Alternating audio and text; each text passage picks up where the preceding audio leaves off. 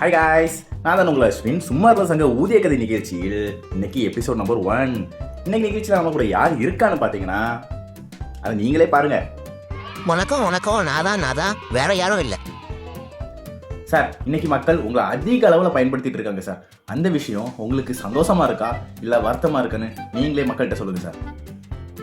அது எப்படிடா வாய் கூசாம சந்தோஷமா இருக்கிறியான்னு கேட்குற. காலையில் 5 மணிக்கு அலாரம் வைப்பான், எப்போ நடுராத்திரி 2 மணிக்கு. சரின்னு நான் கூட ஒழுங்கா தூங்காம காலையில் அவனை 5 மணிக்கு ஆளாடிச்சு எழுப்பி விட்டா அவன் திரும்ப என்னையவே அடிப்பான். என்னோட டே இப்படி தான் ஸ்டார்ட் ஆகி ராத்திரி 2 மணி வரை இப்படி தான் போகும். ஒழுங்கா சார்ஜ் கூட போட மாட்டான். இப்போ கூட சார்ஜ் இல்லை, இந்த பரதேசி என்னை இன்டர்வியூ எடுக்கேன்னு உசர போட்டு வாங்குறான். சரி சார், அது இருக்கட்டும் சார். இன்று மக்கள் உங்களை பாத்ரூம்ல கூட விடாம அதிக அளவில் யூஸ் பண்ணிட்டு இருக்காங்க சார். இதை பத்தி நீங்க என்ன சொல்லுவாங்க? அதை ஏன்டா கேட்குற? என் வாழ்க்கையில நான் பார்க்க கூடாத கர்மத்தெல்லாம் க்ளோஸ் அப்ல பார்த்துட்டு இருக்கிறேன். என்னால முடியலடா, மூச்சு முட்டுது. தயவு செஞ்சு அங்க மட்டும் கூட்டிட்டு போவாண்டா சொல்லுடா. ரொம்ப கஷ்டம் தான் சார், புரியுது. ஆனாலும் பசங்க உங்களை சார்ஜ் போடும் போதாவது கொஞ்சம் நிம்மதியாக தானே சார் வச்சிருக்கானுங்க.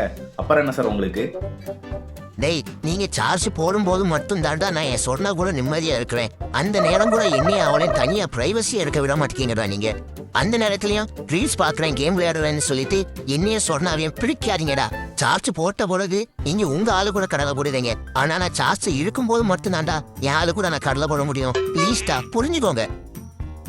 ஓ, லவ்வா? சார் நான் உண்மையான காதுலாம் சொல்லுங்க சார். நம்ம பசங்க உசரை கூட கொடுப்பானுங்க. உங்க லவ் ஸ்டோரி தெரியாம இருக்கும் சார் அவங்களுக்கு. இப்ப தெரிஞ்சுக்கிடுவாங்க.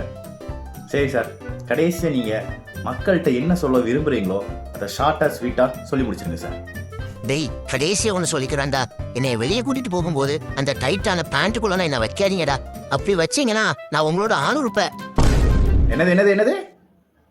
இல்ல உங்க ஆண்மை பேருன்னு சொல்ல வந்தேன், வேற ஒன்றும் இல்லை. ப்ளீஸ்டா புரிஞ்சுக்கோங்க.